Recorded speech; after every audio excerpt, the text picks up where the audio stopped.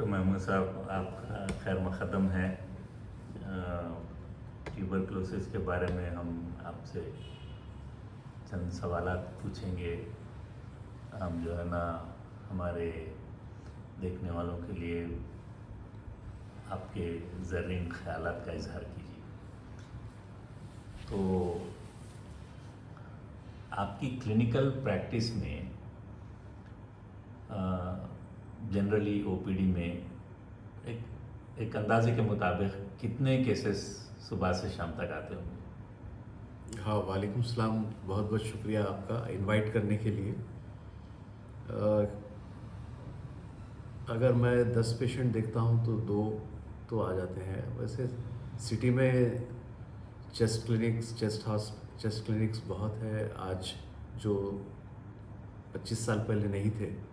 तो ये number distribute हो गया है, लेकिन इंडिविजुअल प्रैक्टिशनर्स के पास। लेकिन यह है कि जब भी हम टीबी केस को देखते हैं, नया टीबी केस, तो गवर्नमेंट ऑफ इंडिया के रूल के तहत इसको नोटिफाई करना पड़ता है। नोटिफाई करके एक आइडेंटिफिकेशन नंबर लेना पड़ता है। तो उससे सेंट्रल डेटा हमको गवर्नमेंट से मिलता है।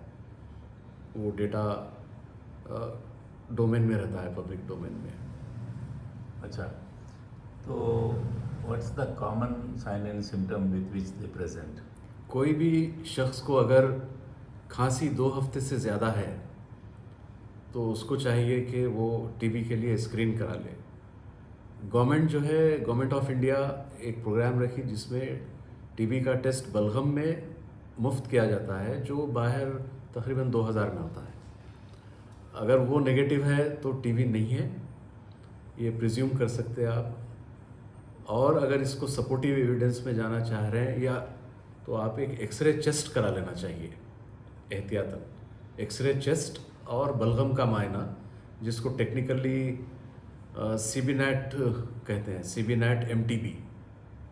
अच्छा, तो आमतौर पे जो पल्मोनरी टीबी है उसका जो प्राइमरी सोर्स है वो एक्स्ट्रा पल्मोनरी भी हो सकता है क्या? आमतौर पे एक्स्ट्रा पल्मोनरी टीबी आने के कई वजूहत है। वो बैक्टीरिया से ही आएंगे, लेकिन एक आदमी से दूसरे आदमी को जो टीबी फैलता है उसमें डायरेक्ट कम्युनिकेशन है, एयरबॉर्न इन्फेक्शन, मुताद्दी मर्ज़ है ये। और इसमें एक ख़ास बात यह है कि कोई वेक्टर इन्वॉल्व नहीं है। वेक्टर मतलब मिसाल के तौर पे मलेरिया है, मलेरिया मच्छर से फैलता है। तो इसमें कोई ऐसा कोई बीच में इंटरमीडिएट कोई जरासीम कैरी करने वाला कोई ऑर्गेनिज्म नहीं है। ये सीधा एक आदमी जिसको टीबी है वो खांसता है, जरासीम हवा में फैल जाते हैं, और वो जो भी करीब रहेगा, वो खांसी के अटैक में रहेगा, वो पूरे जरासीम इनहेल कर लेगा, उसके हवा के ज़रिए उसके फेफड़ों में चले जाएंगे। अब वो उसकी क़ुव्वत मुदाफ़ियत पे डिपेंड करता है कि वो उसको मर्ज़ कब आएगा। उसको इन्फेक्शन तो हो गया 100%। इन्फेक्शन और मर्ज़ के बीच में फासला 20 साल का हो सकता है, 20-25 दिन का हो सकता है, 2 महीने का हो सकता है। ये पूरे उसके मुदाफ़ियती निज़ाम पे मुनहसिर है। आज इन्फेक्शन हो गया, मर्ज़ टीबी का 20-25 साल के बाद भी आ सकता है। अच्छा, ठीक है। तो टीबी से किस तरीके से बचा जा सकता है? देखिए, इसमें यह है कि टीबी से बचने के लिए बड़े लेवल पे गवर्नमेंट लेवल पे गवर्नमेंट काम भी कर रही है। आप जो लोग टीबी से मुतासिर हैं, जिनका बलगम पॉजिटिव है टीबी जरासीम से, वो लोगों का ट्रीट करके वो लोगों को स्प्यूटम नेगेटिव कर देना चाहिए।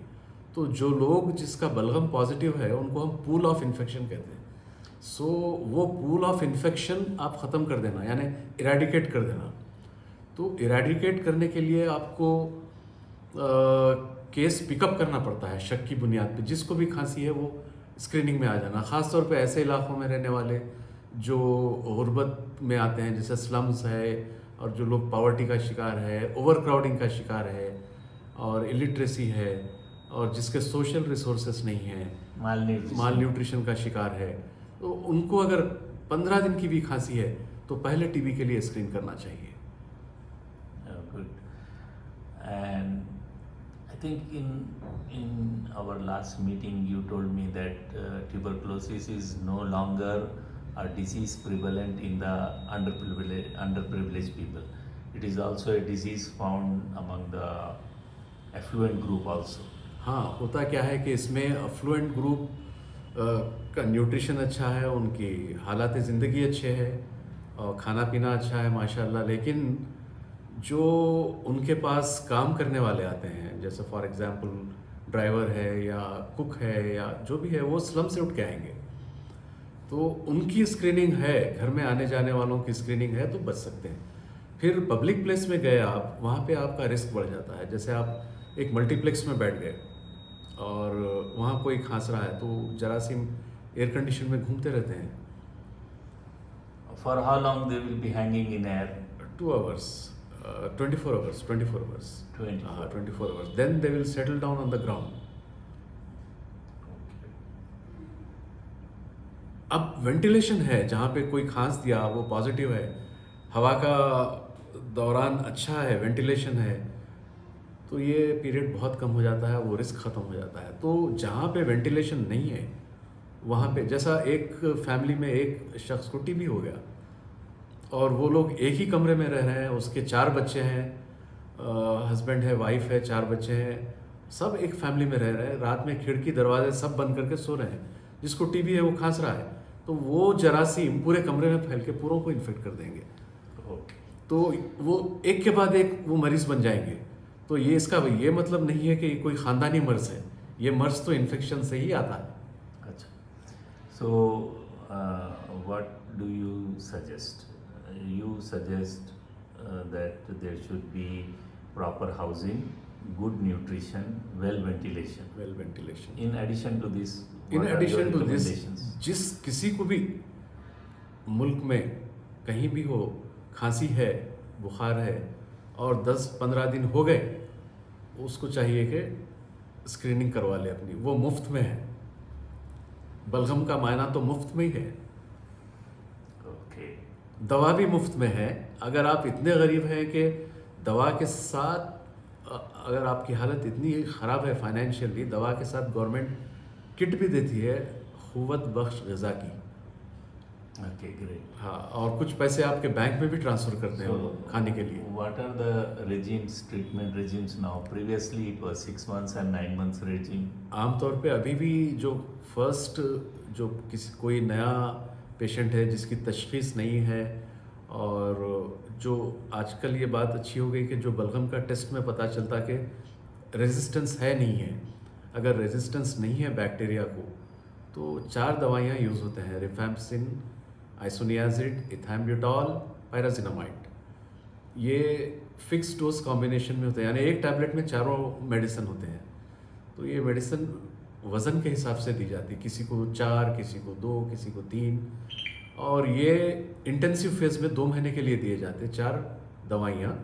मेंटेनेंस फेज़ में 3 दवाइयाँ दिए जाते हैं, रिफैम्पसिन, आइसोनियाजिड, इथैम्ब्यूटॉल 4 महीने के लिए। जुमला ड्यूरेशन 6 महीने का होता है आम तौर पे, लेकिन गाइडलाइन से हट के कुछ अगर ज़रूरत पड़ने पे 2 महीने एक्स्ट्रा भी बढ़ा सकते हैं, वो एक्सपर्ट्स के हाथ में है। ठीक है, एक आखिरी सवाल आपसे, मल्टी ड्रग रेजिस्टेंट ट्यूबरकुलोसिस के बारे में है आपके क्या ये ख्याल है? मल्टी ड्रग रेजिस्टेंस की कई वजूहत है इसमें। एक तो जरासीम खुद ऐसा हो सकता है कुदरती तौर पे कि वो जिस पे कोई दवा कारआमद नहीं होती, लेकिन ये बहुत रेयर है ये सिनेरियो। कॉमन सिनेरियो ये है कि एक शख्स है, उसको टीबी हुआ और वो दवा खाना शुरू कर दिया और 20 दिन के बाद वो अच्छा महसूस करने लगा, तो वो क्या करता है, उसको इल्म नहीं होने की वजह से या उसका प्रॉपर काउंसलिंग नहीं हुई, काहली, वो दवा छोड़ देता है। और फिर उसको जब सिम्टम्स यानी अलामत पलट के आते हैं, फिर दवा शुरू करता है, यानी छोड़ पकड़ दवा का, जिसको टेक्निकली डिफ़ॉल्ट कहते हैं, डिफ़ॉल्टर, वो डिफ़ॉल्टर बन जाता है। डिफ़ॉल्टर बनने से ये एक बड़ा रिस्क है ड्रग रेजिस्टेंस का। तो बैक्टीरिया जो होते हैं वो जो दवा आमतौर पे इस्तेमाल होती है उसको रेजिस्टेंट हो जाते हैं, यानी दवा वो बैक्टीरिया पे कारामद नहीं हो रही। पहले काम कर रही थी, अब काम नहीं कर काम रही। करेगी। तो आप ये मशवरा देंगे उनको कि जब तशखीस हो गई और दवा प्रिस्क्राइब हो गई तो पाबंदी से रिलीजियसली दवा को खाना इस्तेमाल करें। चाहिए। तो महमूद साहब आपका बहुत बहुत शुक्रिया। डॉक्टर सैयद महमूद अहमद पल्मोनोलॉजिस्ट मेरे क्लासमेट रह चुके हैं। हमारा ताल्लुक़ गांधी मेडिकल कॉलेज से है। तो thank you very much for watching. शुक्रिया बहुत।